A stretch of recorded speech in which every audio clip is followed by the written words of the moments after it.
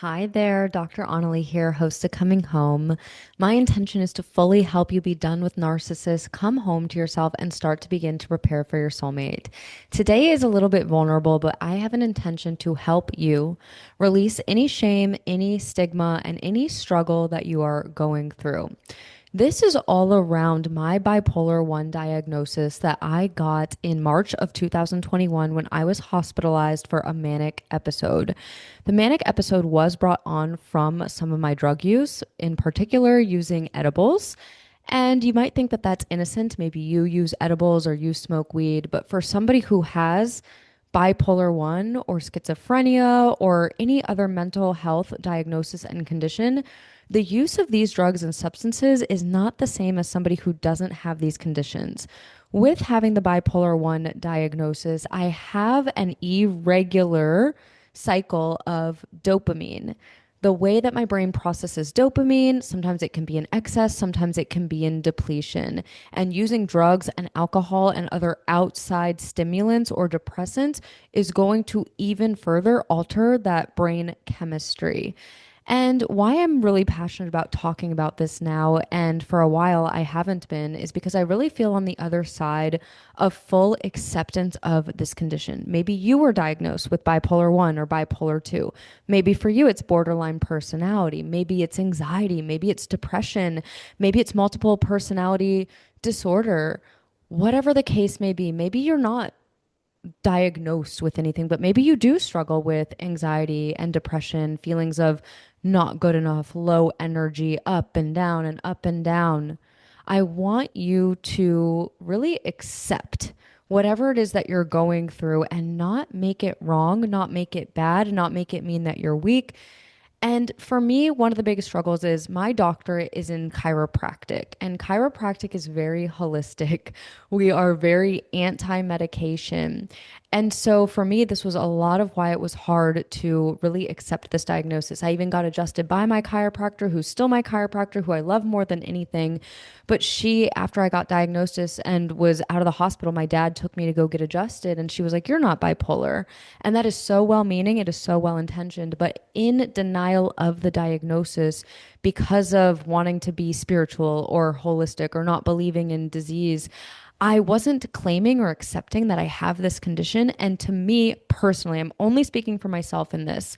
My intention is to inspire you and to share my story so that you can take with it whatever it is that you need to. But this doesn't mean that this is black and white and this is what's going to work for you. It's not like that at all. I'm very open and accepting to whatever your choices are, whatever your approach to healing is as well. So I really want to throw that out there. I really want to make that clear. For me, though, ignoring, denying this diagnosis and saying that that's not a real diagnosis and I don't want to label myself that, I actually really struggled. And I actually then really refused the medication. And for me personally, the medication and finding the right dosage was life changing. It has been life saving for me personally. When I was on too high of dosages personally, I had really bad reactions and really bad side effects. And so that wasn't helpful. And so I had to speak up personally and work with my psychiatrist and my support system to find dosages which were much less, but really worked well for me. And not being on the medications and being a sober woman, my brain would always hurt. And I truly believe it's one of the reasons I am an alcoholic and I did get addicted to drugs and did get addicted to alcohol is because of the soothing effect on my brain. My brain at rest is not in peace and it's not in serenity. So I was always looking for something to alter and change my natural brain state. And so learning how to live sober, I didn't realize how much my brain would hurt without drugs, without alcohol, and then especially without medication. And so my route, my journey has involved that. And for me, it's allowed me personally to be really clear, to be really level headed. I have a ton of energy. My clients will tell you I almost never cancel a session. I'm never late to a call, never more than 1 to 2 minutes max. I am on time. I am reliable. I am dependable. I am not all over the place. I am not what you might think is the picture or stereotype of bipolar, up and down and up and down.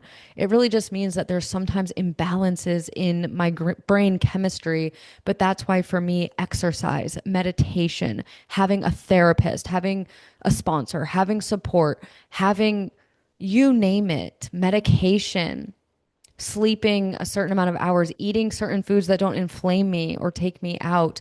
I personally can't drink coffee, and it's one of the most frustrating things on the planet. I love coffee. I love the smell of coffee. I love the ritual of coffee. If I have a coffee, it has to be decaf. It has to be a non-dairy milk because I'm lactose intolerant as well. Frustrating, annoying, right? I even can't have avocados. Let me just bitch for a second. I can't have avocados and red onions either. I have an adverse reaction. So no cheese, no pizza, even the key lime pie. I have to take lactates and I don't just take one. If I do eat dairy and I take a lactate, I got to take three. And another thing is I love French onion soup. So let me just say, if you're able to eat dairy, if you're able to eat all these foods and coffee, like count your blessings. That is my biggest dream and fantasy on this planet. And so I have a lot of food restrictions. I obviously don't drink any wine, any beer, any alcohol, nothing. Fully sober, no conscious altering substances, no kava, no kombucha, no anything. And so I had a point with this, but the coffee. So not able to drink coffee because why? Because it's the same effect. If you've ever done cocaine, which I wasn't that big into cocaine because I freaking hated it. I used to always make jokes saying I suck at doing drugs because while all my friends are having fun, I'm like wanting to kill myself. Like the come down for me in cocaine was anger, frustration, like rage. And that's honestly how I feel when I drink coffee when I have the crash and the come down. Something that it does to my brain, it just doesn't work. And if you guys have followed me for a while, maybe you're new to my world, I'm always drinking an 8 ounce sugar free Red Bull. This might change one day, but it's the one thing that really works for me. There's taurine in it. There's a certain chemical that really cuts the edge of the caffeine, and they actually don't have as much caffeine as you would think. The Celsius ones have 200 milligrams of caffeine, and the sugar free Red Bulls, the 8 ounce one, only have 80 milligrams. So it is the only thing that works for me where I feel clear, I feel good, there's no crash, I can sleep fine. So just throwing that out there for whatever reason. But my intention is to help you release the shame and the stigma of getting the proper support. I promise you, I am happy, peaceful, secure, confident 95% of the time. I think before when I was in active addiction, it maybe was 5% of the time. I genuinely am happy and doing well. I am not just bullshitting you. I'm not just saying that. You can believe whatever you want, but I'm going to sit up here and use my platform and share the truth. And I'm going to say a lot of it, almost all of it, has come from accepting the bipolar diagnosis, accepting being an alcoholic. Why? Because then I'll take the medication, I'll take the steps, I'll do the treatment, I will ask for help, I will get support, I will do what I need to do to thrive in the certain conditions. I think some people really can struggle with if you accept these things then it means something's wrong with you. And to me, I was floating one day in the ocean and I got this intuition that calling myself an alcoholic is the best thing I can call myself. Because if I call myself that, then it's my black and white boundary, my rule that I can't drink and do the things that destroy my life, my health, my relationships. And so when I call myself that, that is what protects me. That is what keeps me safe. That is what leads me to the solution to help me be sober. And the opposite of addiction is happy, joyful, and free, being of use, being who God created you to be. And so to me, it's the same thing with the bipolar, which, oh my God, kicking and screaming. I just didn't believe in the label. I didn't believe in that. It's not spiritual. There's a reason behind it, yada, yada, yada. It's not that that's not true. But to me personally, the denial of it was not useful. It wasn't helpful. When I could accept it and embrace it and not make that mean that I am defective, I'm not good enough, then I realized I could really thrive. And I really hope to show you that if you've been diagnosed with these things or you struggle with something mentally, I want you to know that you can thrive. I want to be an example that you can be wildly wealthy, wildly happy, wildly fit, wildly in love, have a happy, amazing, beautiful family. Like, I feel like this is a lot of my karma. A lot of what I'm here to do is to be an example of, despite these conditions, despite this disease that was passed on to me. For me personally, this runs in my mother's family. A lot of her siblings and her mom, depression, anxiety, schizophrenia, bipolar, these conditions run in her family. They were passed down, but here's the difference is that her siblings who were really affected by these mental health conditions, they were non-functioning. They weren't able to hold a job. They're not able to have relationships. They need people to take care of them. They have to be on high doses of medication, nursing homes, all these things. And I think as a little girl, that really scared me. And that was my biggest fear, that I would be bipolar. I remember telling my mom, I'm like, I think I'm bipolar. And she's like, you're not bipolar. You are in college. You're graduating on time. Here's other accolades. Like, just to reduce some of the stigma, I've created a multiple six-figure business on my own being bipolar. I graduated from a doctorate program in 3.5 years with honors being bipolar. You can do anything. You can create anything. But what I saw growing up was that if you're bipolar, your life is over and you have to get your ass wiped by people in the nursing home and you can't feed yourself and you can't take care of yourself. And that was my greatest fear. And I think for me personally, a lot of my greatest fears have come true, to learn to stop fearing them, to learn to stop having them rule my life if they do happen.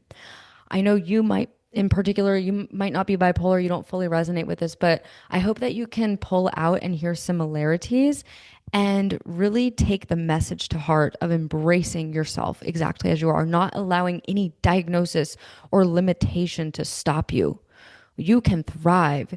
You can have all of the dreams and all of the desires. And my final intention with today is that you can do that with embracing and accepting the thing that you're resisting, you're avoiding, you're denying. That's the main core message I want to help you with. You will be free. You will shine. You will feel light. You will feel clear. Anything that you can bring in and process and digest and let pass through you, you will be free of. But the more that you resist it and you run away from it and you avoid it, the more it's in your field and it's creating shame and guilt and pain, and it's getting darker and heavier. You will start to feel light and you will start to feel clear. You will start to feel free when nothing has power to make you want to run and hide.